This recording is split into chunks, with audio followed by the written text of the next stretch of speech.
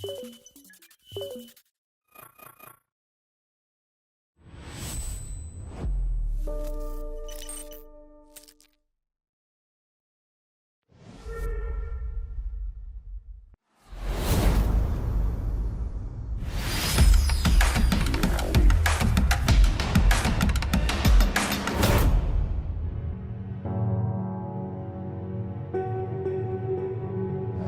келген кедергіге кезіккенде адамның өмір жолында басқа да жолдар ашылады.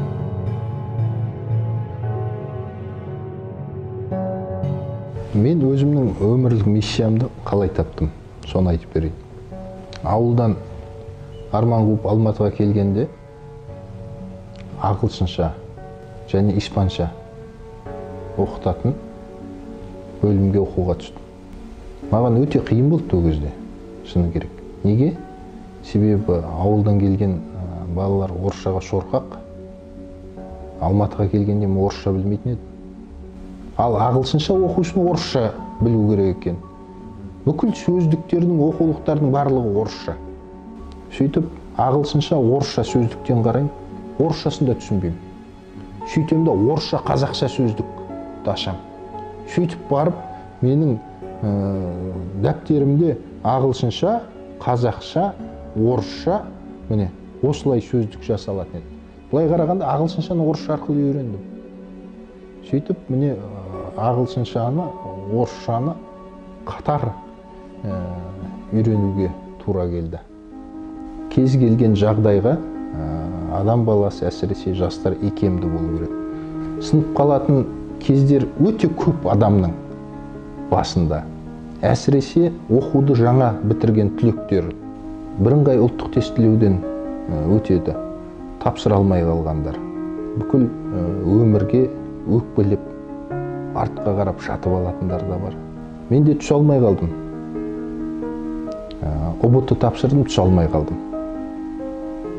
Бұл да бір сынып қалуға себеп болуы мүмкін еді. Сынып қалатын болсам, мен қазіргі жасаған, істеген жұмысымды істемес едім.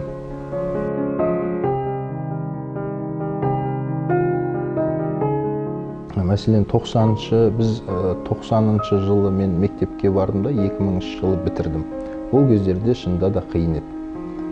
ұбт-дан өте алмай қалып, оқуға түскен кезде ауылда шынында да Алматыға баратын ақша да жоқ еді.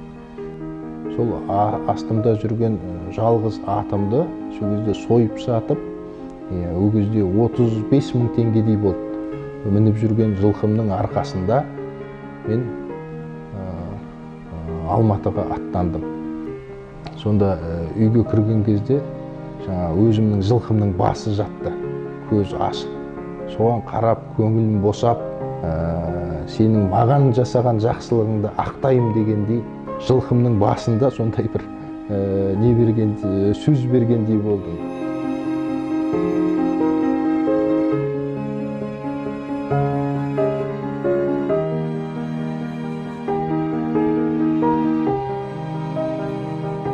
Уоррен Беннис айтады, адам кім болғысы келсе, сол болады дейді. Қателіктен қорқудың өз қателік дейді. Сондықтан болғым келген бағытта ешқандай қиындықтан да қателік жасап қоям деп қорықпай алға баса беру керек. Табандылық адамды жетістікке сүйрейді екен. Бүгін 50 бет кітапты бітірем деп табанды, соны біткенше сол кітапты оқып отыру, өзіңде соны әдетке айналдыруда табандылыққа бастайды. Дамыған ұлтқа айналу үшін, бәсекелестікке қабілетті ұлтқа айналу үшін, сол ұлттың әр адам бәсекелестікке қабілетті болу керек. Мәселен, сіз кинорежиссерсіз ба? Сіз әлемдік деңгейдегі 30 елдің қатарына қосылғымыз келеді ғой. Демек, сіз топ 30-да болуыңыз керек. Инженер ма? Біздің инженерлер топ 30 сұранысқа ие инженерлер болу керек. Міне, мемлекет өздігінен дамбайды. Оның адамы бәсекелестікке қабілетті болған кезде ғана елде бәсекелестікке қабілетті болады. Америкалық әлеуметтанушылардың 3-ші орын деген теориясы бар. Сол теорияға сәйкес жұмысың, үйің 1-ші орын, жұмысың 2-ші орын, ал 3-ші орын қажет деген адамның толыққанды даму үшін. Ол 3-ші орын қазір кафе, ресторан, кофейнялар алып кетті. Неге кофейнялар көбейіп кетті? Себебі 3-ші орынды алып кетті. Енді біздің кітапханаларды біздің мақсатымыз сол 3-ші орынға айналдыру. Қайбір күні оқушылармен кездестім. Сұрайды, құндылық деген не деп. Сонда менің өзім түсіндігімде құндылықты мен екіге бөліп қараймын. Кәсіби құндылықтар және адами құндылықтар. Кәсіби құндылықтарға келетін болсақ, кәсібің сенің құныңды арттыру керек. Демек сен еңбегіңді жоғары бағалайтындай. Айталық, ұшақтың жүргізушісін ал, көліктің жүргізушісін ал. Көлікті жүргізуге қанша уақыт керек? 3 ай керек, 3 айда көлік жүргізіп кетесіз. Ал ұшақ жүргізуге 3 жыл керек. 3 жыл еңбектенуіңіз керексіз, оқуыңыз керексіз. Сондықтан сіз 3 жыл бір кәсіпке уақытыңызды арнасаңыз, сіздің құныңыз да соншалықты артады. Сондықтан кәсіби құндылық дегеніміз осы. Айталық, сіздің аяқ қолыңыз жоқ, бірақ тірісіз.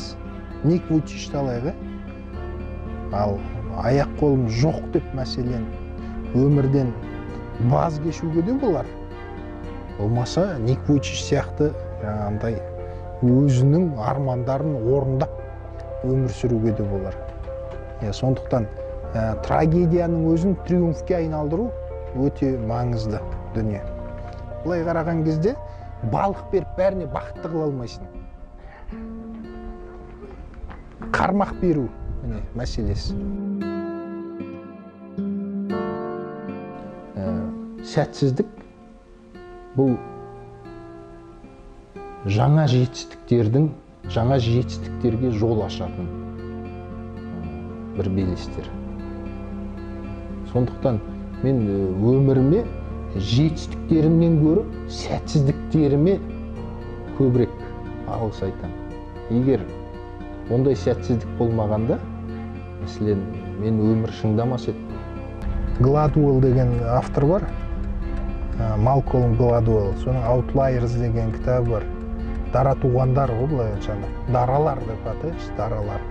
Сол Outliers-де айтады. Скрипка ойнайтын адамдарды мысалға келтіреді да, ең виртуоз генийлермен ортаң қолды және нашарларды айыратын олардың скрипкаға дайындалған уақыты ғана дейді. Менің ойымша барлығы еңбекте деп ойлаймын.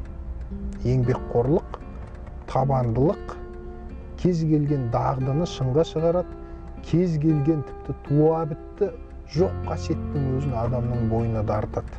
Жатпай тұрмай еңбек етіңіздер, айқай-шуға араласпай, ең бастысы халықтың игілігі үшін, қоғамдық мүдде үшін еңбектене беру керек. Ең бастысы үлкен бір глобалды проблеманы шешем деген үлкен миссия, мақсатың болу керек алдында.